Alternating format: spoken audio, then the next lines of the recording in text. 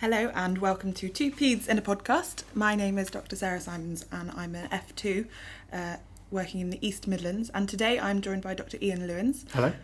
Our consultant in Children's Emergency Department in Derbyshire Children's Hospital. Hello, thank you for having me. That's all right. Today we're here to talk about a child with stridor, and I think it's a fair enough place to start to say, what is stridor?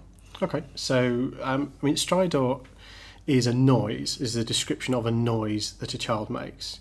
And with a lot of trainees or parents or whatever, they say, oh, they've got stridor. The thing to say is, what noise are they making? What are they actually making? Mm-hmm. So the noise of stridor is an inspiratory noise. And if you make it yourself, so if I go, that's the noise they're making. And what I say to medical students is, actually, if you make that noise yourself, you know where the problem is. Yeah, you can feel it in your throat. Exactly. That is exactly where the problem is. As opposed to stertor. Mm-hmm.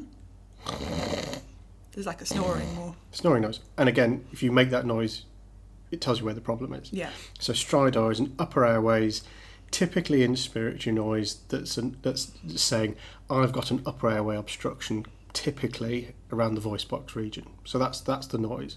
So make the noise. Say to parents, are they doing this? And they go, oh yes, they're doing that. So that's what stridor is. Okay. So stridor is a symptom rather than a diagnosis. Absolutely. And it's indicative of something that is obstructing the upper airway. Correct. So what would your main differentials be, sort of at the top, that you wouldn't want to miss in a child who presented with stridor?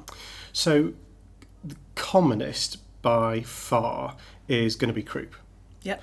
And that's the thing that we often see. And you often diagnose it as they walk through the department, because they'll often have the barking cough, the classical yeah, that sort of noise. Mm-hmm. So those children are easy because they walk through and you go, oh, you've got croup. It's a spot diagnosis. It is. You sort of hear them coming through the door and you can make the diagnosis, and that's very satisfying.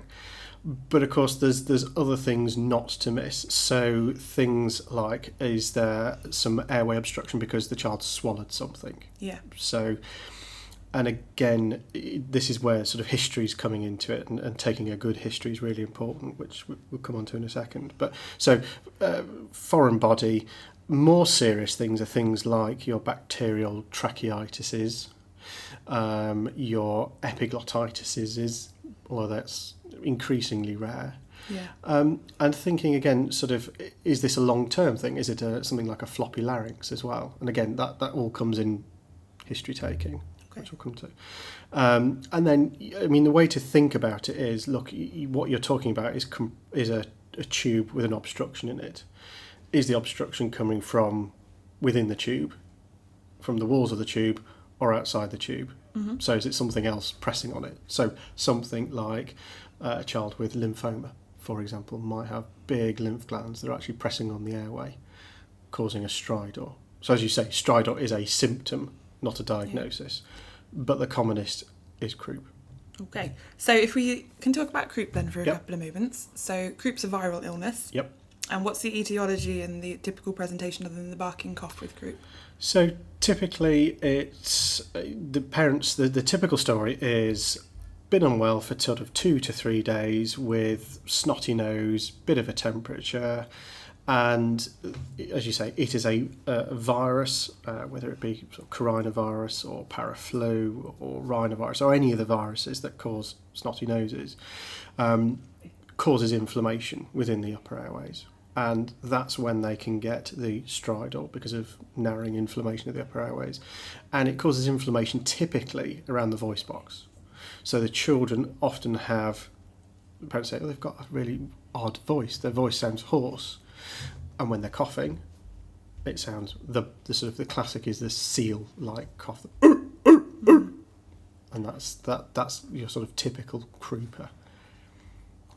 So steroids tend to be the first line treatment. They do. For croup, and you start with oral dex. So there's a range of doses that you can give. Yes.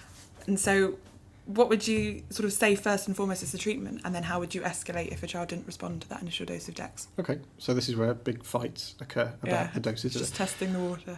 So I'm so elderly that I've been around to have been involved with, everybody got prednisolone to start with, and then everybody got budesonide, so nebulised steroid to start with, and now we're on to dexamethasone.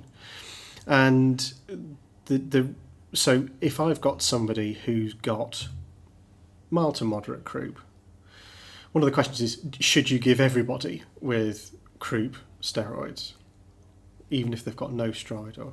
And I think you could debate that. My personal practice is, well, look, if they've been concerned enough to come to the ED because they've got worries there, then it does no harm to have a single dose of oral dexamethasone.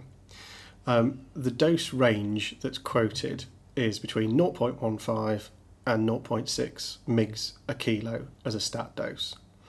The evidence on which is better is debated furiously. I typically give 0.15 and sit at that.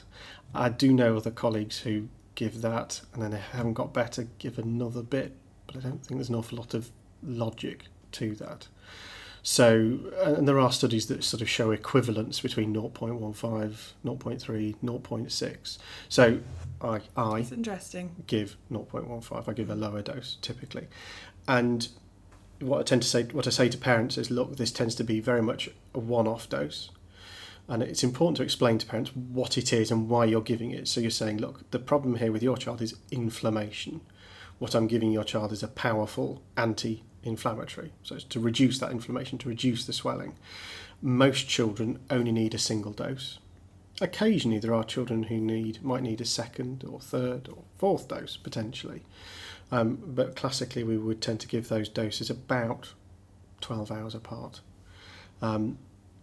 So that would be my approach. So somebody who's fairly mild, who's got a bit of a croupy cough, maybe a very mild stridor, I'd give them a dose of dexamethasone, watch them for an hour or so, make sure the stridor's gone, and then discharge them with, we have an advice sheet in our ED and clear return advice of when to come back. So if that stridor came back, you need to come back. Okay, so as well as the stridor returning, what would you be particularly concerned about in terms of respiratory distress? So what features would make you think, not happy to just leave it at an oral dose of steroids and just see how they go? Yeah, so I mean, croup, when you see lots of children, most croup is fairly mild. Some is moderate, and some are, oh my God, they're really sick. They're about to close their airway off. Yeah. And the key, I would say, to managing the poorly children, the children who are working really hard with their breathing, got lots of recession, maybe they've got biphasic stridor, so stridor when they're breathing and when they're breathing out, so that sort of noise. Yeah. The key is keeping them calm and keeping the parents calm and you being calm, even though you're panicking and thinking, this child's about to close their airway. Okay. Nice and calm. So we nice and calmly move through to the recess. We sit with the folks. And it's important not to do too much to these children, because if you stress them out, if you upset them, then that's when they can close off their airways. So keeping people calm Yeah. and escalating appropriately. So you'd want someone who can support an airway. Absolutely. So the other mainstay of treatment, as well as sort of oral steroid, if you can get it into them, is think about nebulized adrenaline. And nebulized adrenaline seems to get used quite a lot. And I think the thing to say about that from my perspective, if you're using nebulized adrenaline, it's a holding measure whilst you're waiting for somebody who can potentially take over the airway to come and take over the airway, because you may well get a rebound in their symptoms. So you might transiently get things better, maybe the stridor reduces, maybe the work of breathing reduces, but you can get a rebound and things get worse, and that's when you need somebody who can take over the airway.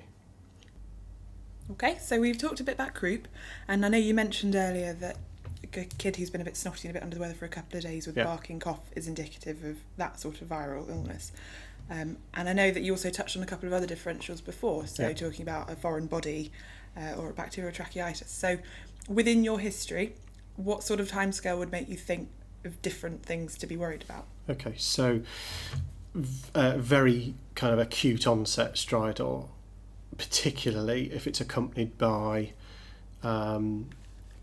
coughing, choking episode, and some missing Lego is is good for I put something skills. in. Yeah, absolutely. Yeah. So it's often they were sat on the floor playing with stuff. There was sudden coughing and choking, and now they've got this funny noise. Should make you think, is this a foreign body? Is this a piece of Lego? Is this a piece of carrot or something like that? And listening to those children, what you might have is, as well as sort of the stridor, when you listen to the chest, you might have a unilateral wheeze. So classically, because of the way of the anatomy of the airways, stuff will go down your right main bronchus, you'll hear wheezing on the right side of the chest, but actually fairly clear on the left side of the chest. And this is sort of thinking, okay, does this history fit with it? Does my examination fit with foreign body? And you can at that stage sort of think about, okay, what investigations do I need to do? And that's where chest x-ray comes in, and very specifically asking your lovely x-ray department to do inspiratory and expiratory films if they can. So on your inspiratory film, you might see a little difference between the two lung fields, but often they look fairly similar. But on the expiratory film, there'll be it'll be much blacker on the side where the foreign body's trapped and acting like a valve. Yeah. Okay. So it's plugged it. Yeah, exactly. And that's where you need a friendly ENT surgeon to come and fish this out, with under anaesthetic. It's Seems a bit kinder that way. yeah, just a touch. Yeah, so it's that's fish it out. In terms of other things, so the other things that we sort of said were things like a tracheitis or an epiglottitis, much rarer these days because of Hib vaccination. It tends to be a slightly shorter course, and the difference between these children is that they've got a bacterial infection as opposed to croup, which is a virus infection, and they're just iller. And there's no better. Yeah. They just look iller. Worse. They often have high temperature, so your croup will often be 38s. Typically, somebody with the bacterial infection will have the 39s, 40s. They look toxic. They may well be septic. Which will lead us nicely onto one of our future podcasts. Yes, and the children that you should really be worried about are the ones that are drooling. Mm-hmm. Because if they're drooling, it means things are so tight down there, I can't swallow my secretions. And you need, for those children, they are going to need anaesthetics and ENT and antibiotics, and that's all got to be done in a very controlled environment. Yeah. So the drooling's a red flag. Absolutely. And that's sort of the main thing that you'd be wanting to escalate as soon as possible. Yeah, absolutely. If you see a kid who's drooling. So if I'm seeing that person walk through the door, as well as being nice and calm, I'm also frantically ringing ENT and anaesthetics to come and help me. So I think we've quite nicely covered the rationale for intubating a child and maintaining airway support as you need to. What's the risk of recurrence for these conditions? So with viral croup, if you have croup once, are you more prone to developing croup in future? Good question, to which I'm frantically trying to think the answer.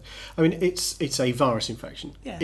There are certainly some groups of people who seem to just keep getting it. But generally what I would say to folks is, look, it tends to be a one-off. Most kids often just get it once. And parents sometimes say, well, why haven't I got it? Because we've all had colds, we've all had coughs. Why haven't I got it? Well, to which the answer is, well, actually, your airway is much bigger. A bit more resilient. Exactly, and it's all to do with the diameter of the airway. Mm-hmm. So as you get swelling and significant narrowing, now if you or I get the sort of the virus that causes it, you might get a sore throat, but you won't get the airway narrowing because your airway is much bigger. When you've got a much smaller airway, a small amount of swelling, narrowing will cause that obstruction. So again, you often grow out of it as your airway gets bigger. So you will not be sort of symptomatic as you were. But there are definitely a group of children who get it again and again and again and again. And you need to be thinking, why? Is there a particular reason you keep getting this? But generally speaking, this sort of tends largely to be a one-off, I would say. Okay. And with that one-off, are there any particular sort of long-term consequences No, that you need to I warn about? wouldn't counsel parents to sort of say, look, this is going to cause a long-term problem or damage or swelling or anything like that. No, it's just it's an inflammation. We are giving anti-inflammatories. When this is the inflammation reduced, the virus is out of your system, you should be fine. You should be fine.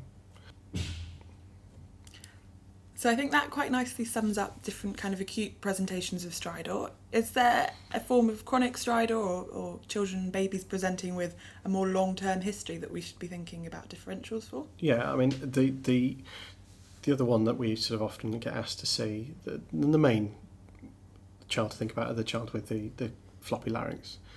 And these are babies referred with sort of noisy breathing, and they're often can be really quite markedly stridulous and really quite noisy, but sitting there looking happy as Larry and absolutely fine. And Sod's Law always says that they'll not do it whilst they're in the department. So I often get parents to say, can you everybody's got a phone these days, can you video it and show us what it looks like? And in the vast majority of these cases, it is just simply floppy larynx. And way I explain it to parents is, look, as adults, we've got nice, thick, strong cartilage when we're breathing in and out that holds our windpipe open. When you're little, it's a bit thinner, it's a bit floppier, it's a bit more rubbery, if you like. So when the child's breathing in, if you've got a floppy larynx, the airway's slightly collapsing down. The vast majority of these children are absolutely fine and thriving, and they grow out of it as they get older, typically by about 1 year of age. Again, red flags for me would be if this child's got failure to thrive, if they're not putting on weight, that should concern you.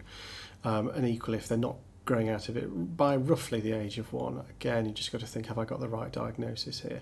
So often asking ENT to see them as an outpatient and think, do they need a flexible airway examination to sort of try and fix the diagnosis? But actually, most of these are simple floppy larynx that can be reassured and discharged home. Okay, so I think we've covered just about everything, and it sounds like the main take-home messages are to always escalate a child who's drooling as soon as possible. Absolutely. To think about airway compromise in the context of the anatomy, so thinking about the tubes that babies and kids of varying ages and sizes have and how that affects their breathing. And above all, if you're worried, just seek help, Absolutely. Escalate. These are ones, escalate early. Absolutely. Okay. Thank you very much for talking to me. Okay, super.